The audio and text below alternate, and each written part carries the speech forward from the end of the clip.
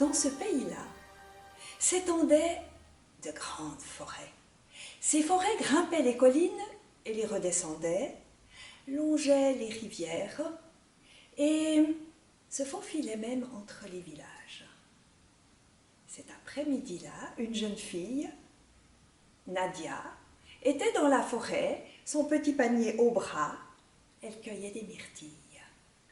Elle se disait: avec ces myrtilles, je confectionnerai de la confiture que j'irai vendre au marché. Et puis, avec les sous que je recevrai, je m'achèterai une poule.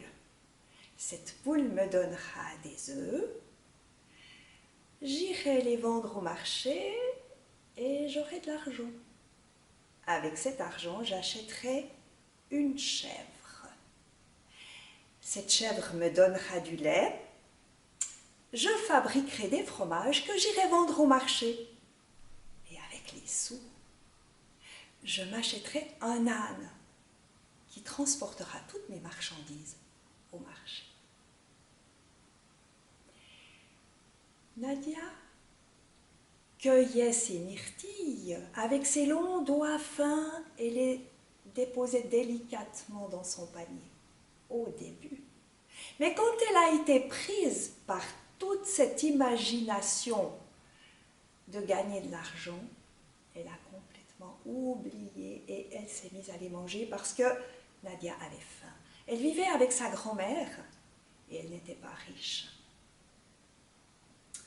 Et quand elle a réalisé que son panier était vide, elle se dit: eh bien, ce n'est pas comme ça que je vais m'enrichir et ce n'est surtout pas comme ça que je pourrai acheter des remèdes pour guérir ma grand-mère.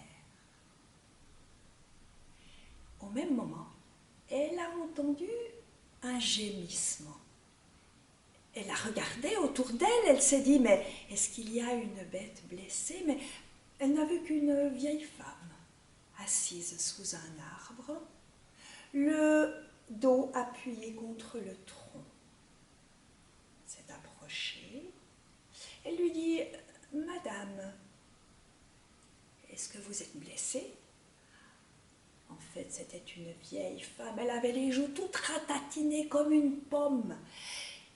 Elle dit: ah oui, j'ai trébuché sur une racine, je me suis tordu la cheville.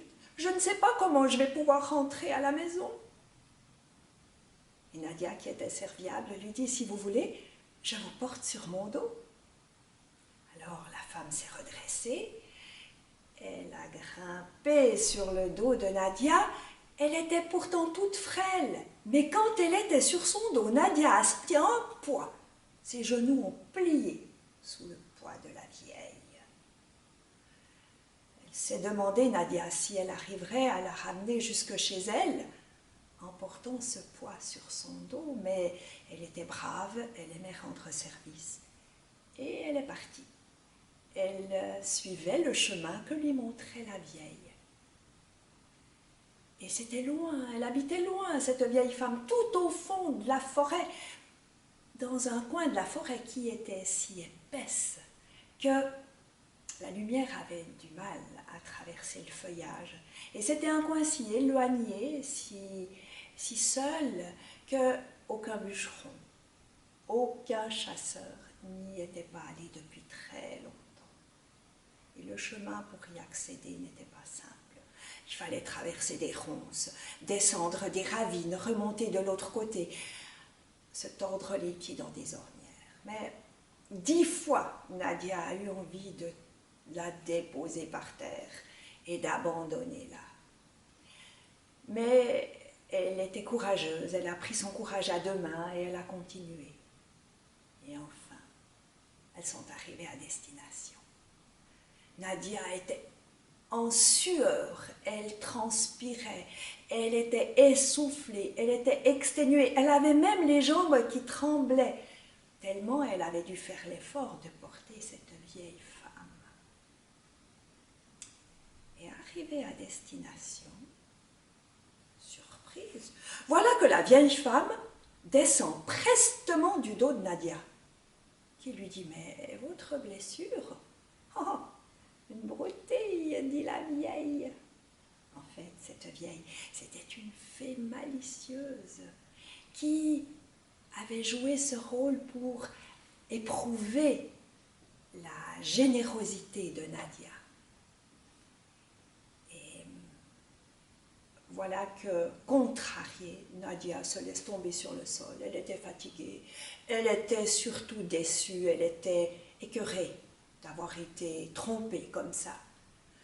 Et la vieille lui dit, écoute, pour te remercier, je vais te révéler un secret. Est-ce que tu connais la fleur du tourresoir? Nadia, vexée, n'a rien répondu. Elle se dit, non, si elle recommence à se moquer de moi. Alors la vieille lui a dit, tu vois, la fleur du tourresoir, elle exauce tous les vœux que tu as. Tu la prends dans tes mains, tu les feuilles et tu dis, fleur du tourresoir, amour donne-moi, ou bien fleur du tourresoir, richesse donne-moi, ou bien fleur du tourresoir, santé donne-moi. En entendant tout ça, Nadia a oublié ses griefs, elle a oublié ses douleurs, ses courbatures, sa fatigue. Elle s'est levée d'un bond. Elle a dit, montrez-moi le chemin. Ah, la vieille lui a dit, c'est par ici, tu dois aller tout droit, sans jamais dévier d'un pouce. Mais attention, tu vas croiser sur ton chemin le coq aux ailes de feu. Et là, tu ne dois pas montrer ta peur, tu la domineras. Parce que si tu fais mine de t'éloigner, de fuir, tu ne trouveras pas la fleur du tourresoir. Et puis après, tu verras un grand château dans un parc magnifique. Et devant ce château, il y aura une table généreusement garnie de nourriture, de victuailles, de boissons. Et les gens qui feront la fête, qui t'appelleront, tu ne les écouteras pas. Tu continueras ton chemin, sans dévier, sans regarder. Et ensuite, si tu as fait tout ça, eh bien, tu vas voir un prince. Et ce prince, il te dira des compliments, il te dira exactement les paroles que ton cœur a envie d'entendre. Mais tu ne le regarderas pas, tu ne l'écouteras pas, tu lui tourneras le dos, tu n'esquisseras même pas un sourire, parce que sinon tu ne trouveras pas la fleur du tourresoir. Alors la vieille, la fée, on ne sait pas si elle était vieille ou pas finalement, elle a estimé qu'elle avait suffisamment donné d'informations à Nadia et elle a disparu.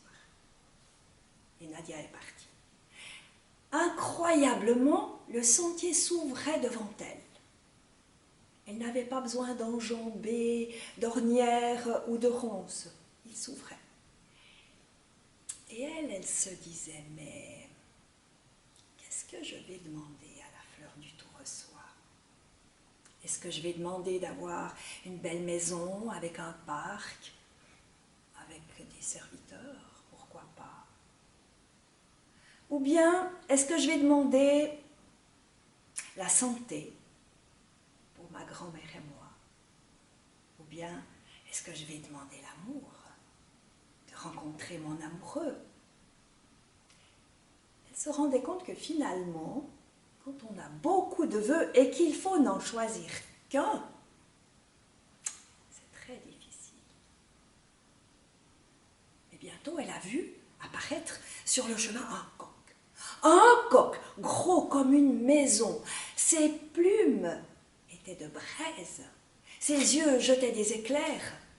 Il ouvrait son bec immense en de sonores tonitruants cocoricots.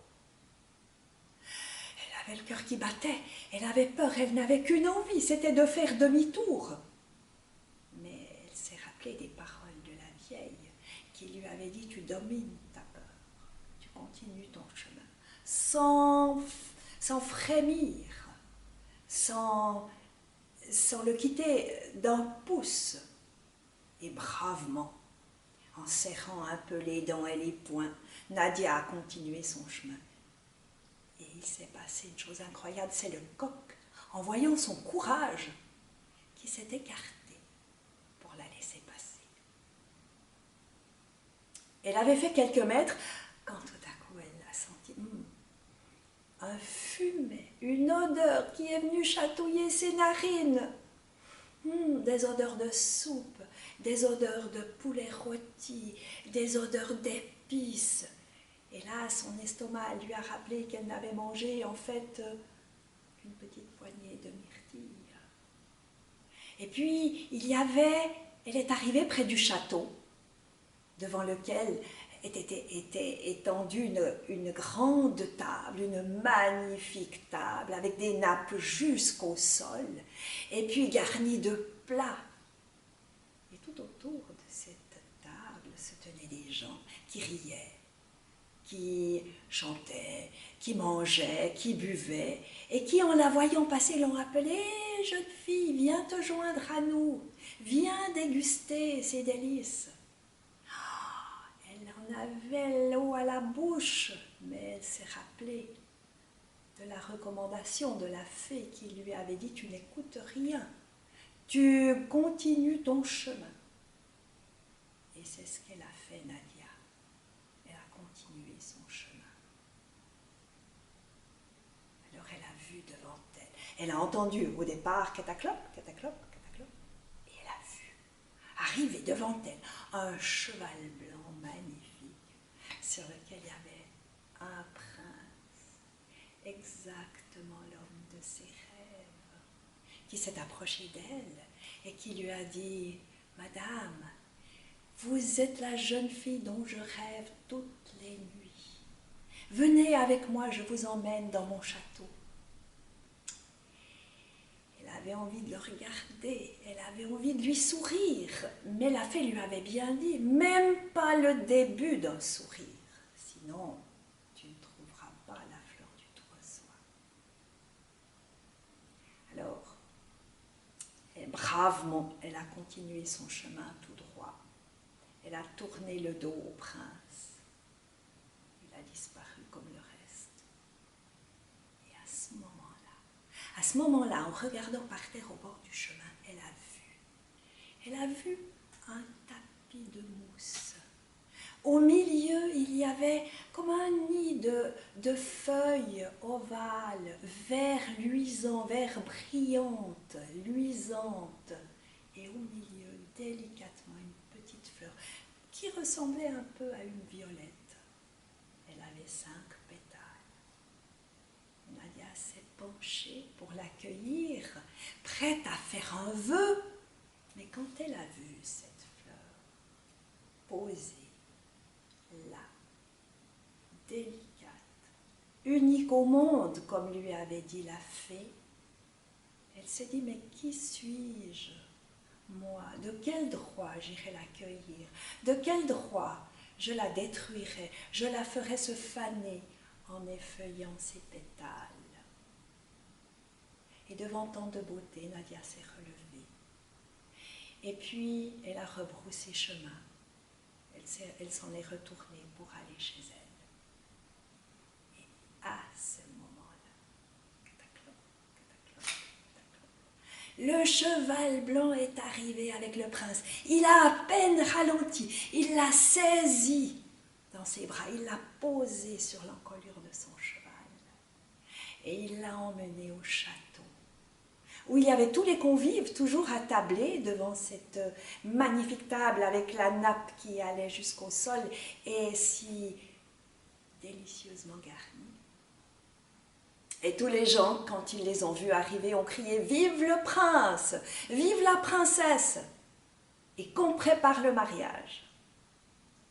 Et là, Nadia était très heureuse. Et bien sûr que la première chose qu'elle a faite, c'est d'aller chercher sa grand-mère. C'est de lui trouver les meilleurs médecins pour la guérir. Et Nadia a vécu. Elle avait reçu la richesse, elle avait reçu la santé, elle avait trouvé son amoureux. Quel bonheur!